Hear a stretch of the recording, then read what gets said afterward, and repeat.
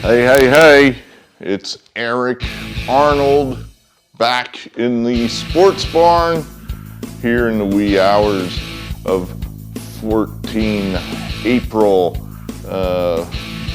2022, Thursday morning. Well, what do you want, the good news or the bad news?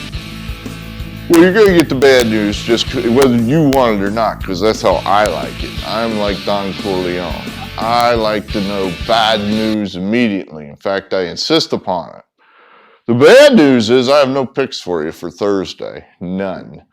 Just everything's backwards, twisted around, going crossways. I like this, but I don't like that. So you got no picks. The good news is, if you're one of the 6 people that watched yesterday's video, you had a good night, just like I did. Kicked some ass. Bringing in the sheaves, bringing in the sheaves. We shall come rejoicing, bringing in the sheaves. Yes. So we're up now, 3.5 units, roughly speaking. We missed with Robbie Ray and the Mariners. I didn't like that game. I was a short dog. The Mariners were a short dog at the White Sox. I don't like Robbie Ray. I think he's a one-hit wonder. He had his big year last year. Now he got paid. He's the kind of pitcher I hate. Hate to play. In other words, love to play against it. Hate when I'm on him. Guy that strikes out a ton of batters and always loses. That's the kind of player we like to play against. Well, somehow we ended up on him and we lost, of course. But come through with big smashing win as a big underdog with the A's. Again, the Oakland A's. That's twice now this week with the A's. And with the Blue Jays defeating the overrated Garrett Cole and the Yankees. So that was good for us to put us pretty far up here to start the season. We're 3.5 units up, and we're still in that first 1/16 of the season. If you like to break, I always kind of break the season somewhat into games as like an NFL season. In other words, an NFL season used to have, and I'm old and that's how we talk, things that used to be. Used to have 16 games in an NFL season. Well, 162 games, that divides nicely, 10-game blocks. So a 10-game block is the first game of an NFL season. So we're still in basically the fourth quarter of game 1 right now. We're already ahead 3.5 units. So we're off to a hot start here in the sports barn. What else is going on? Well, I got to do this. It has to be said. I come not to praise you, Clayton Kershaw. I come to bury you. Oh my God. This is just ridiculous what's going on with the game of baseball. And it's the stars that are leading the demise of the game. Clayton Kershaws of the world. Let me give you the background in case you missed it. Kershaw, I think this was his first start of the season. He goes out and he pitches 7 innings of perfect baseball. What's that mean? It means he didn't give up a run, he didn't give up a hit, no walks, no errors, 21 up, 21 down. Boom, boom, boom. So he's thrown 80 pitches, I believe. I think I'm right on that. 80 pitches. That is well within the norm of a starting pitcher. Good starting pitchers generally throw on the average of 110 pitches. I'm talking the aces, the Scherzers, the first ballot Hall of Famers. So he's got plenty of gas left in his tank, and he taps out. He just says to the manager, yeah, that's enough. I've had enough. Are you kidding me? What are you doing? To give you an idea of how rare a perfect game is, there are, I think, more triple plays than perfect games. A perfect game is probably one of the, other than an unassisted triple play, is probably the rarest thing in baseball. It's more rare than the cycle. It's probably the rarest thing in baseball. The last perfect game was pitched in 2012 by Felix Hernandez of the Mariners. I had to look that up. 10 years ago. It's something that a first ballot Hall of Famer would certainly want that on his resume. You would think. Holy cow. This whole idea now that we have to think of the team, because we're here to win. We're not here for individual achievements. We're here to win. All that matters is winning. Don't you think you're taking that just a little far here, man? Jesus Christ, you'd thrown 80 pitches. And I don't blame the manager. I don't blame Roberts. He would have done whatever the hell Kershaw wanted him to do. In other words, if Roberts had gone over to Kershaw going, I don't know, because we've got to win, and all that matters is winning, and I don't want him to get a hangnail, so I better ask him, are you tired? If Kershaw had just told him, get bent, I got a perfect game going. If you think you're taking the ball from me, a first ballot Hall of Famer, while I'm throwing a perfect game, I'm going to kill you. Roberts just would have went, you got it, big dog. Go ahead, eat, man. Let the big dog eat. But the big dog doesn't want to eat because Clayton Kershaw is not a gamer. Why do you think this guy always blows up in the playoffs? Because he's not a gamer. He doesn't want the ball. There's no way you would have pried the ball out of somebody like Greg Maddux, John Smoltz, Kurt Schilling, Bob Gibson, Steve Carlton, Sandy Koufax. There's no way that they would have given the ball up, throwing a perfect game. Jesus Christ. Well, I don't want to get hurt. I've got to think of the team. You're not thinking of the team, you jerk. A perfect game is a team achievement. It's not just you out there. You got 8 guys behind you catching the ball. You got a catcher calling the game. They're all taking part in this special moment with you. They're part of it. It's a team achievement. And you just threw it away. Threw it away. You know how rarely these type of opportunities come along? That kind of thing can carry a team for a number of weeks.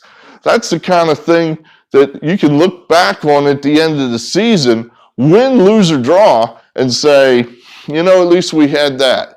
You know, we had the perfect game that Roy Halladay threw in 2010.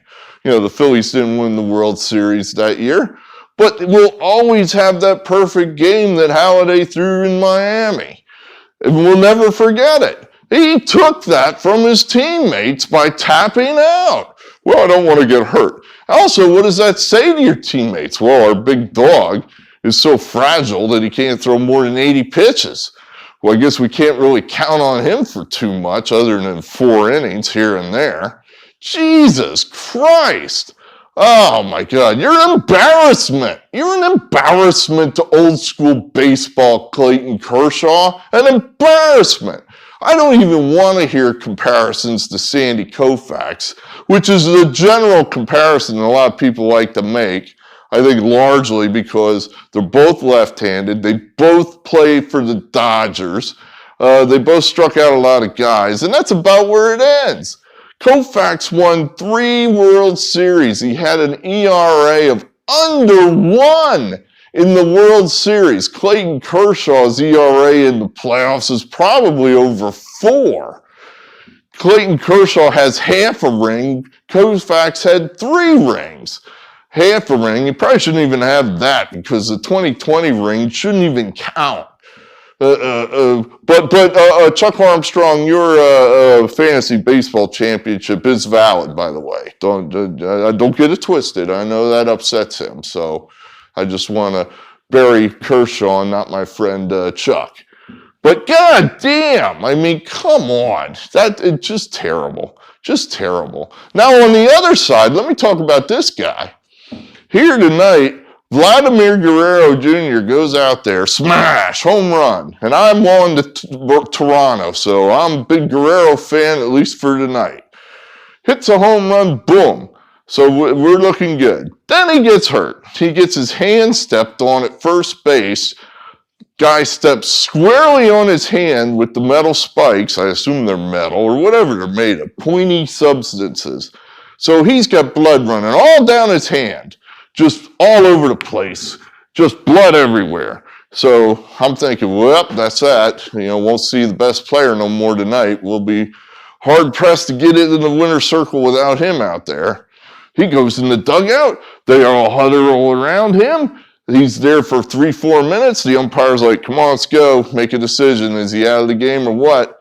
They tape his hand up and he goes back out there. He goes back out there. What a gamer. And he didn't go out there and suck either. He then proceeded to hit 2 more home runs. 3 for the game. And we win. He gets me paid. This is what we want. We want guys that want to play. We do not want Clayton Kershaws. We don't want these guys. We want the guy that wants to get out there, the guy that wants to play. That's what we want to see as fans. At least I do. So I'm sorry, Clayton Kershaw, but you really pissed me off with your actions tonight. You pissed on the game of baseball, and I didn't like it. Sorry. So what else is going on? Hey, I saw that Philadelphia reinstated their mask mandate. I saw that Joe Biden has extended the masking on planes. It never ends. I mean, the cases, the deaths, all that stuff is down to next to nothing. And they're still extending this stuff. It never ends. It never will end. Well, at least, let's face it, for at least a place like Philadelphia, they want to be ruled by an iron fist. That's what the Democrats down there want. So, all right, the Democrats in charge are like, hell, give the people what they want. They want an iron fist, we'll give it to them. The only difference between Philadelphia and, say, Shanghai is Shanghai might have a good baseball team. That's about the only difference. They're the same. I avoid Philadelphia. I don't want to go down there. I don't want to go down there and deal with the Democrats and their masks and any other nonsense and idiocy that they do. Holy cow. I mean, and then, of course, we get to have the masks on the airplanes now forever. I mean, they're not going to... Yeah. They extended it 2 weeks this time. Each extension gets less. So, I guess you could say there's some hope there. They used to extend it for 6 months, then 3 months, then 1 month, now 2 weeks. So 2 weeks. It's like, what the hell for? What's going to happen in 2 weeks? I mean, why don't you guys just lift it? You can do it. You can do the right thing. Just lift it. Just admit it. It's over. It didn't work. It never worked. It was useless. It was pointless.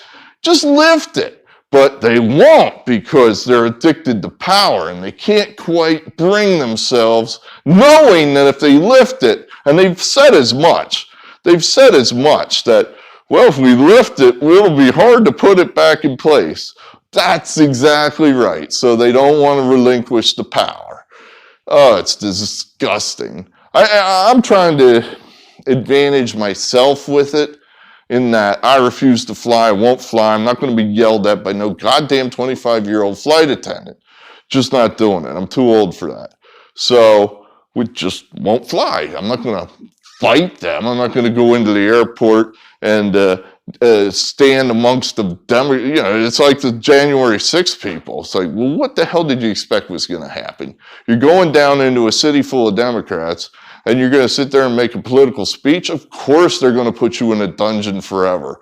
So I'm not going to go in an airport full of Democrats and say, I don't believe in masking. Well, they're going to hit me over the head with a rubber hose and I'll get put in the same goddamn dungeon. So I'm not going to do that. I'm just not going to go. But my wife wants to go all these places when she retires. Let's go to Italy. Let's go to Greece. Let's go to France. Can't help you. Sorry. Not going.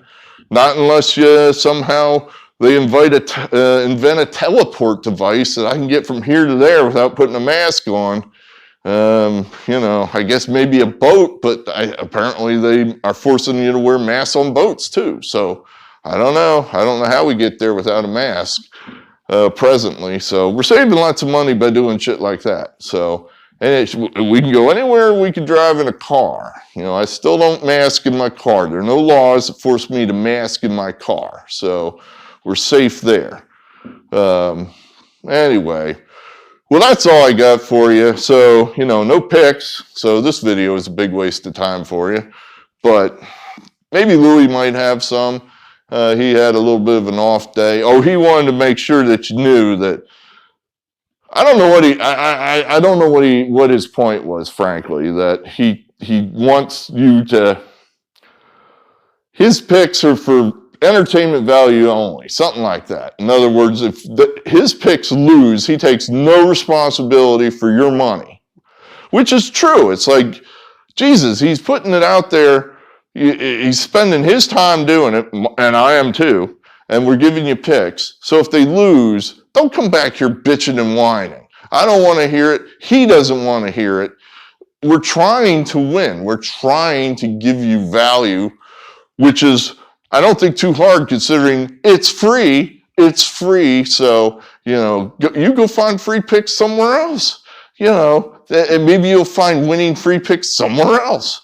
But that was Louis' point, that he doesn't want you to think that he's some kind of Nostradamus. And if his picks, I think he's feeling pressure that if his picks aren't good, then all of a sudden now, you know, people are going to be searching the entire city of Pittsburgh looking for people named Louis to beat up. So I don't want to hear, if his picks aren't great one day, that, oh, that guy sucks. I don't want to hear it. So, and if my picks suck, I really don't want to hear that. So it's been a while since that happened, but you know, you're only as good as your last winning or losing day. So, hey, that's all I got for you. We'll have some picks for you. Saturday's usually a big day for the model. The model likes momentum. We're changing cities right now. Teams are going here, teams are going there. A little bit up in the air. You know, I like the Reds tonight, but the Reds suck, and I can't play them against the Dodgers. They're just too bad. Kind of like the Cubs, but I couldn't go against the Rockies at home. Kind of like the Marlins, but I didn't want to go against Kyle Gibson. You know, it's just a mess. So, no picks, but hey, we'll see you again. Eric Arnold signing off. I believe in free speech, and we'll talk again.